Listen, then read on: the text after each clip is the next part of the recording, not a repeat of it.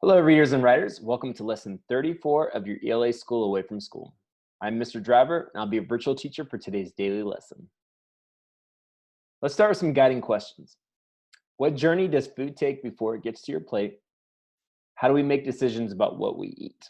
We'll continue addressing these questions through all of our lessons today and for the next couple lessons.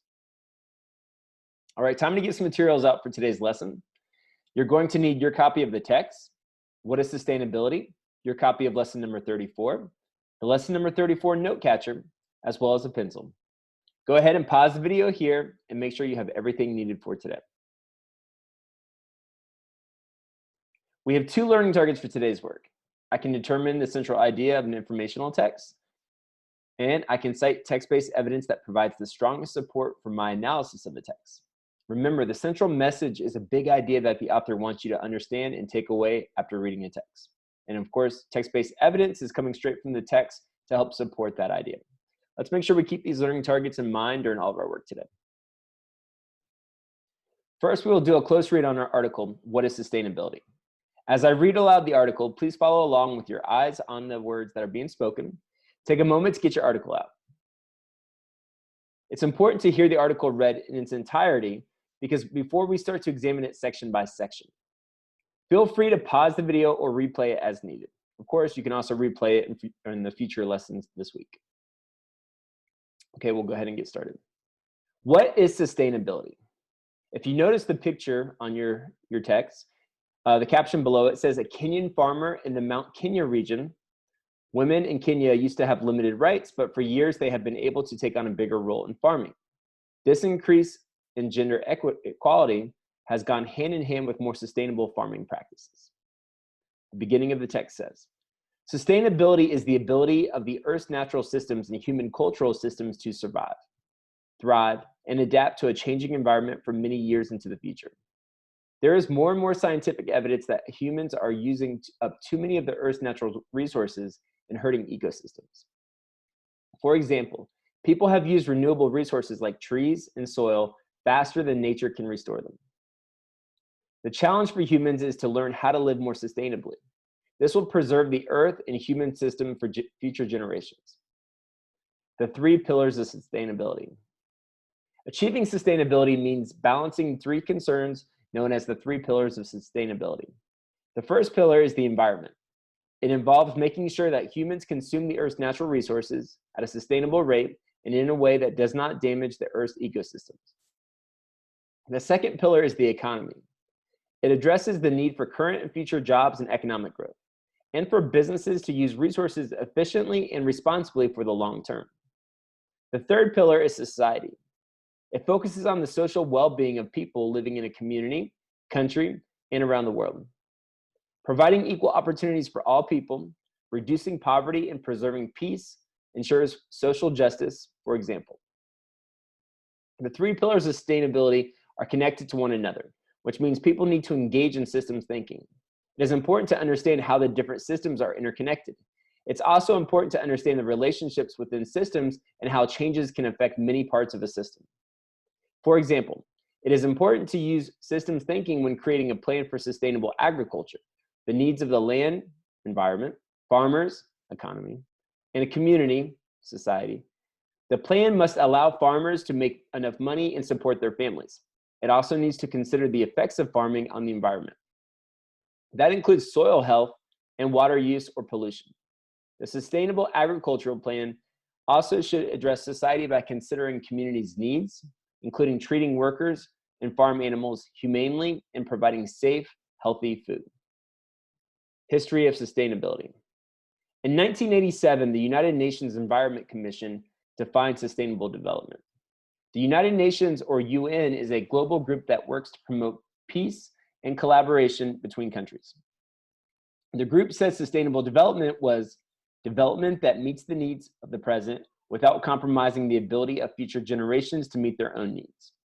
A commission report to the UN introduced the topic of sustainable development. It was called Our Common Future. The report made sustainable development a major policy consideration for governments across the earth.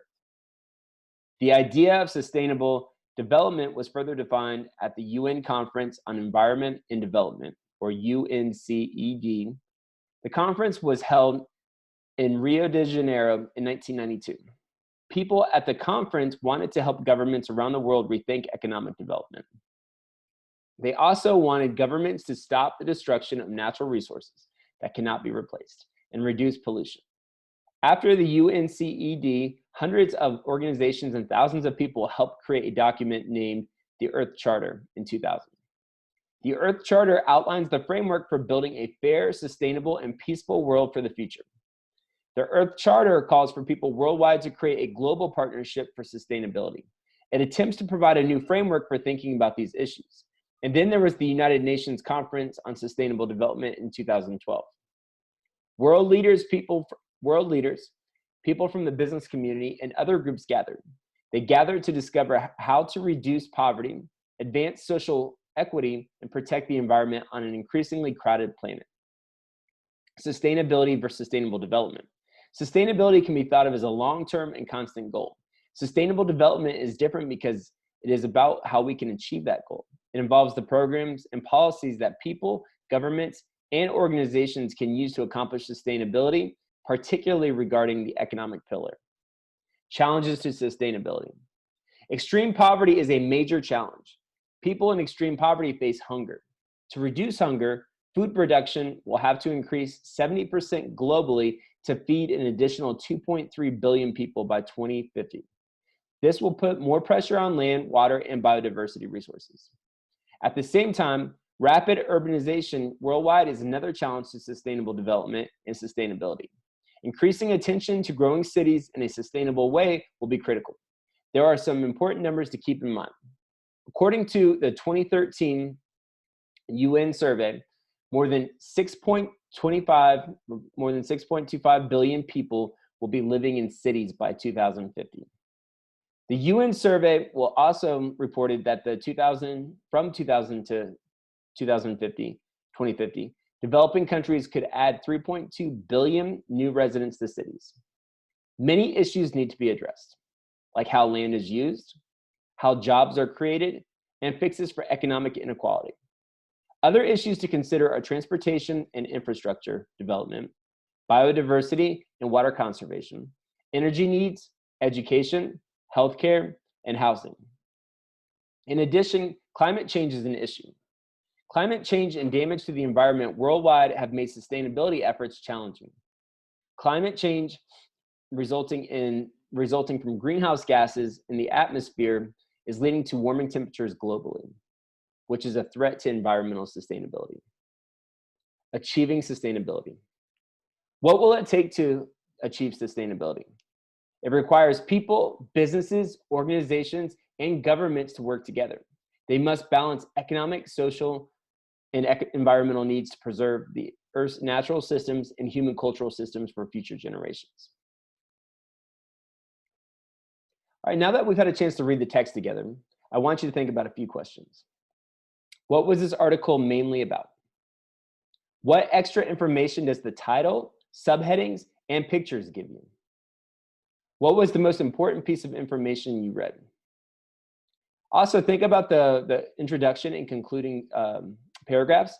A lot of times you'll kind of see what's being introduced in that first paragraph, but then it also sometimes will come back around for that last paragraph. So if you're thinking about like what that central message or main idea might be, start thinking about what the first and last paragraphs say. Think about the titles, the subtitles, think about the subheadings. Now it's time to have a discussion with your family member, caregiver, or friend. Remember, the central message is a big idea that the author wants you to understand and take away from reading a text. So, what do you think the central message of this article is? What details from the text make you think that? What new information did you learn? Go ahead and pause the video here while you discuss this with your family member, caregiver, or friend. Please take out your lesson number 34 note catcher. Using the lesson 34 note catcher, write down the central idea of the text. Use at least 2 details or evidence from the text to support your initial response. Once again, the evidence from the text or the details are coming straight from the article. So when you think about the central message, once again, think about the title, think about the subheadings, subtitles, think about the first paragraph, the last paragraph. Think about what the whole article is about. Once you think you kind of have that, of course, write that central message or central idea. And then for the details piece, just try to pick out at least, we'll say 2, maybe 3 sentences that might be able to support why that is the central message or idea. Go ahead and pause the video here while you complete this work. All right, time to wrap up today's lesson. Let's think about how you did with today's learning targets. I can determine the central idea of an informational text, and I can cite text-based evidence that provides the strongest support for my analysis of the text. As a closing, share your writing with someone and tell them why you chose to draw or write what you did. Also, remember to read a book today for 20 minutes. You can also read with a family member, caregiver, or friend. I also want you to practice your fluency by reading the article from today for 1 minute. You can use a timer or have someone count to 60. After 1 minute, count the words you read and write the number at the top of your text. Later in the week, we will do this again to see how much you've improved. Thanks for learning today. Tomorrow for lesson 35, we will dive deeper into the first half of this week's article to better understand it.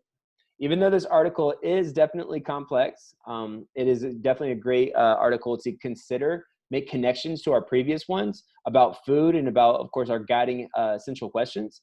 So this article is one that you probably would want to listen to a couple different times just because there is some complexity in there, and it's a higher level one, but it's definitely one that will help to increase your understanding. So excited about this, and I'll see you guys on the next lesson.